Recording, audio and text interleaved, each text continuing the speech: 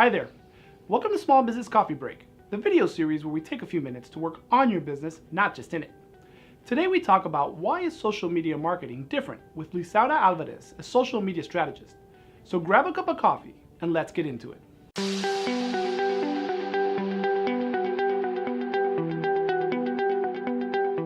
Now, just out of curiosity, because when you're talking about a lot of planning, and you're talking about hours for something that's 140 characters, or used to be 140 characters, right? So is it really that different? Obviously, the medium is different, right? So it's electronic, it's instant, it's on everybody's phone automatically, but is it different than any other type of marketing we used to do, say back in the day when we used to put together a Yellow Pages ad? We put a lot of thought into what we were trying to do.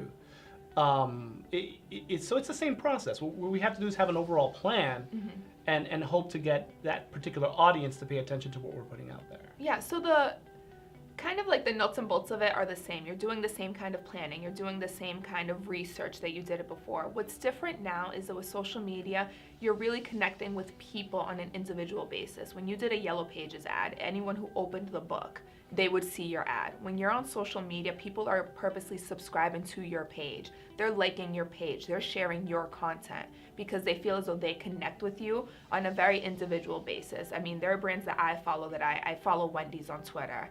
And as far as I'm concerned, Wendy's is my best friend. And we have had chicken nuggets together all the time because I like the content that they post. They're very witty, they're sarcastic, sense of humor. And then occasionally they'll post about the free Frosty Day or something. And I'm like, oh, I didn't know that was today, but now I'm going to Wendy's because I followed them. Okay. I engage with their content. So now I feel as though I can relate to them on a more personal level versus just watching their commercial on TV. That is really cool. So the thought process is, as opposed to a mass market approach, what we're trying to do is literally connect with the individual. Correct. We're trying to reach. And Exactly. because, millennial can sometimes be used as a bad word. And to be honest with you, now millennials getting kind of old. Yeah. We got Gen Z coming up, and we haven't given them a fancy term yet. And so people say that you have to connect with millennials differently than you would have to connect to individuals or to the generations that came before it. Yeah. I don't know if that's 100% true. I just think that we now.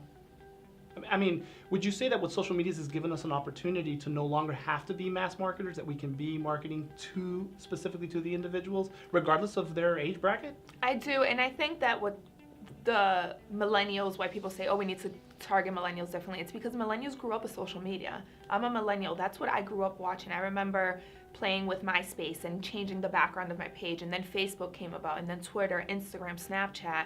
All of the different platforms that have thus come about, some still with us, some no longer.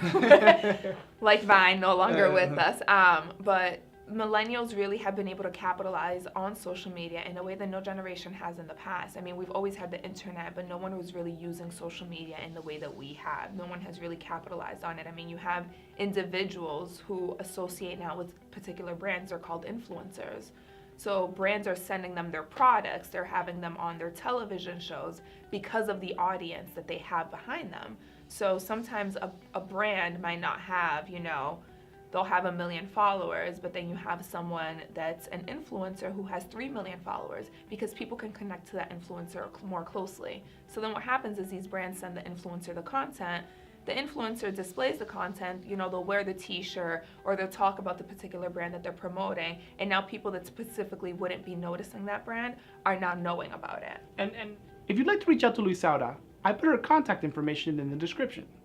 If you have any questions that you'd like me to ask Luisauda or any other professional in their field, I put my contact information in the description also. See you next week for another cup of coffee and more questions answered.